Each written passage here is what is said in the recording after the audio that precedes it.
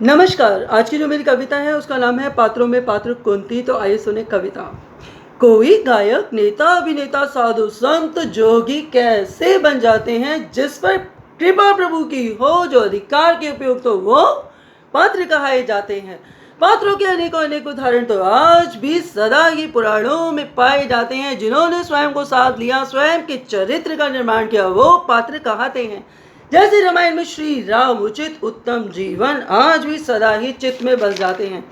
मनुष्य का चरित्र कैसा हो, श्री राम के जैसा हो, तुलसीदास रामचरित्र मानस में लिख जाते हैं। पात्र बनते ही डाकू रत्नाकर, ज्ञानी वाल्मीकि बन रामायण की रचना कर जाते हैं।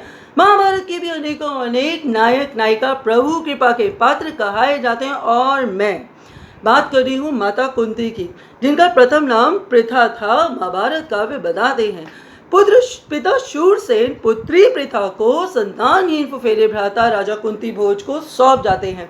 कुंती भोज पुत्री पृथा का नाम बदलकर कुंती तब कहते हैं। कुछ बड़ी हुई कन्या कुंती महल में ऋषि दुर्वासा आते हैं। कन्या कुंती द्वारा आदर सत्कार से प्रसन्न हो किसी भी देवता से पुत्र प्राप्ति का मंत्र वो दे जाते हैं। किंतु अब बालिका कुंती मंत्र का प्रभाव जानना चाहती है, सो सूर्यदेव के समक्ष झोली फैलाकर मंत्र वो पढ़ जाती है। झोली में नन्हा सुंदर शिशु बालक कानों में स्वर्ण कुंडल कवच धारण किए सूर्यदेव से पाती है। प्रसन्नचित हुई, किंतु लोक लाज समाज लज्जित ना कर जाए, अविवाहित कुंती मंजुषा में रखकर शिशु पुत्र को गंगा में बहाती है। कहते हैं कि कभी कभी तो आटे संग घुन भी पिस जाता है। जो स्वयं सूर्य नारायण का शिशु पुत्र है, जिसने पुण्य पाप ना किया, अभी माता द्वारा त्याग दिया जाता है। अरे मंजुषा में रखकर माता कुंती द्वारा गंगा नदी में बहा दिया जाता है। किंतु तनिक स्मरण भी रहे, चर अचर प्रत्येक जीव का अंजल पहले से ही निर्धारित है। अंजल जब तक जीवन तब तक तैरती हुई मंजुषा राजा धृतराष्ट्र के सारथी अधिरथ को गंगा किनारे मिल जाती है। मंजुषा में नन्हे शिशु को पाकर निसंतान दंपति अधिरथ की और राधे की प्रसन्नता रोकते रुकने न पाती है। स्वर्ण कवच कानों में कुंडल, शिशु बालक का नाम तो करण रखा जाता है। पिता अधिरथ तो थे सारथी राजा धृतराष्ट्र के, तो धृतराष्ट्र के पुत्रों संग वो भी पल जाता है। इधर कुंती का विवाह राजा धृतराष्ट्र के भ्राता पांडु संग। महारानी कुंती वो कहती है, पांडु की छोटी रानी थी माद्री।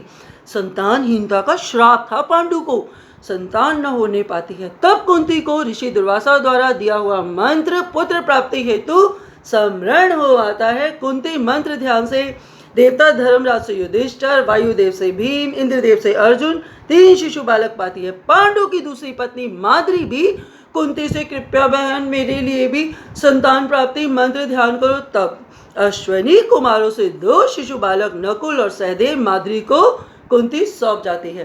धृतराष्ट्र पांडु के पुत्र संग सारथी के पुत्र कर्ण के सब बालक नवयुवक बन जाते हैं। और इधर द्रुपद नरेश की पुत्री द्रौपदी का स्वयंवर था, सो द्रुपद नरेश स्वयंवर रचाते हैं। द्रौपदी स्वयं इंद्राणी से अवतरित है। उस विवाह समारोह में पांडव भी भाग लेने आते हैं। ये द्रौपदी साधारण नहीं है, ये अपने पिछले जन्म में सुंदर वर हेतु भोलेनाथ की तपस्या कर जाती है। प्रकट होते हैं भोलेनाथ, इच्छित वरदान देने हेतु द्रौपदी 5 बार सर्वगुण संपन्न पति देना दोहराती है। और स्मरण रहे, देह की मृत्यु हो जाए किंतु देह की इच्छा मरने ना पाती है। पूर्व जन्म का 5 बार सर्वगुण संपन्न पति की इच्छा द्रौपदी को पांचाली बनाती है। किंतु अभी तो स्वयंवर पिता द्रुपद नरेश ने सजाया है।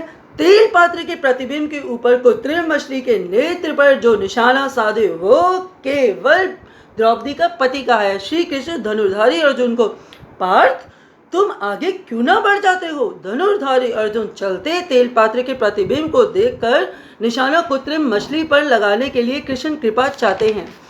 श्री कृष्ण ने चलते तेल पात्र को साध लिया। अर्जुन ने कृत्रिम मछली के नेत्र पर तीर तान दिया। द्रौपदी ने प्रसन्नता पूर्वक अर्जुन को वरमाला पहनाती है। 5 पांडव सहित तब जब माता कुंती के द्वारे आती है, उत्साह से 5 पांडव, माँ माँ ये देखो हम तुम्हारे लिए क्या लाए। तब कुंती, अरे 5 बांट लो आपस में। पांडव द्रौपदी के पति कहाँ हैं। अचंभित द्रौपदी, अब पांचाली है, ऐसा कैसे केशव। प्रश्न कृष्ण से कर जाती है। पूर्व जन्म की इच्छा द्रौपदी सबको चक्र में घुमाती है। तुम पूर्व में इंद्राणी थी। ये पांचों पांडव इंद्र के अंश कहाँ आए हैं? तुम्हारी 5 बार दोहराई इच्छा, ये पांचों पांडव इंद्र के अंश बन आए हैं। और इधर इंद्रप्रस्थ महल में युधिष्ठिर के राज्य अभिषेक हेतु जब दुर्योधन आता है, इंद्रप्रस्थ का मायावी संरचना देखकर चकित सा रह जाता है। रोके फर्श समझकर पाव सरोवर में गिर जाता है। रोके न रखती हंसी द्रौपदी की और मुंह से अंधे का बेटा अंधा निकल जाता है।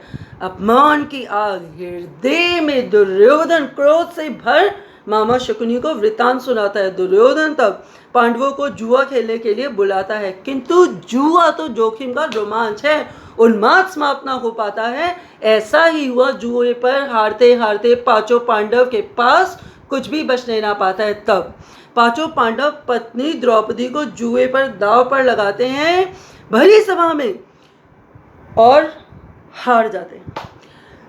दुष्ट दुशासन केशों से खींचकर द्रौपदी को धृतराष्ट्र, भीष्म, द्रोणाचार्य अन्य कई अपने नेत्र छुपाते हैं। भरी सभा में द्रौपदी का चीरहरण करता दुशासन, दुर्योधन और अन्य मुस्काते हैं, किंतु आस्था जिसकी भगवान पर हो, क्या वो लुटने पाते हैं? द्रौपदी बारंबार कृष्ण कृष्ण पुकारती, श्री कृष्ण तब द्रौपदी का चीर बढ़ाते हैं। चीर बढ़ाते हैं, सुनो। एक बार श्री कृष्ण की उंगली स्वयं के चक्र से लहू बहाती है। द्रौपदी झट से चीर को चीरकर श्री कृष्ण की उंगली पर वो ही चीर अब द्रौपदी की लाज बचाती है। हार गए सब पांडव अब वन गमन को जाते हैं। प्रतिशोध की आग युद्ध की योजना में बदल जाती है। पांडवों की 7 अक्षौहिणी सेना श्री कृष्ण सारथी अर्जुन के और उधर 11 अक्षौहिणी सेना संग कुरुक्षेत्र में महाभारत युद्ध को कौरव अर्जुन को ललकारते हैं, किंतु श्री कृष्ण सारथी जिसके हो, अरे प्रभु समर्पण जिसका हो, उसे हरा कौन पाएगा? युद्ध के परिणाम पांडवों को विजय घोषित कराते हैं, किंतु कुंती की हृदय पीड़ा को कोई समझ ना पाता है। पांडव पुत्र तो विजयी हुए, किंतु संताप तो पुत्र कर्ण मृत्यु का न भाता है। कुंती नाम के अनुरूप गंभीर, सक्रिय, उदार, सक्षम है। यही उसे जो नाम त्यो होना दर्शाता है। कुंती से अज्ञान वश मंत्र प्रयोग, पुत्र कर्ण वियोग उसे जीवन भर सताता है, किंतु ऋषि दुर्वासा द्वारा मंत्र विवाह उपरांत कुंती के लिए तो वरदान भी साबित होता है। महलों की रानी कुंती वनवास, अज्ञातवास, पुत्र कर्ण वियोग भी झेलती है। जीते जी ज्येष्ठ पुत्र कर्ण की कुरुक्षेत्र रणभूमि में मृत्यु शैया जैसे माता कुंती को जीते जी मार सी जाती है।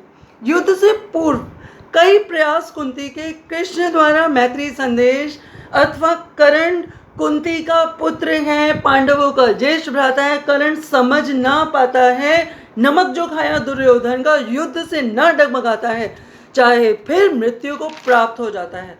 चाहे पांडव विजयी हुए, कुंती तो हारी ही हारी थी।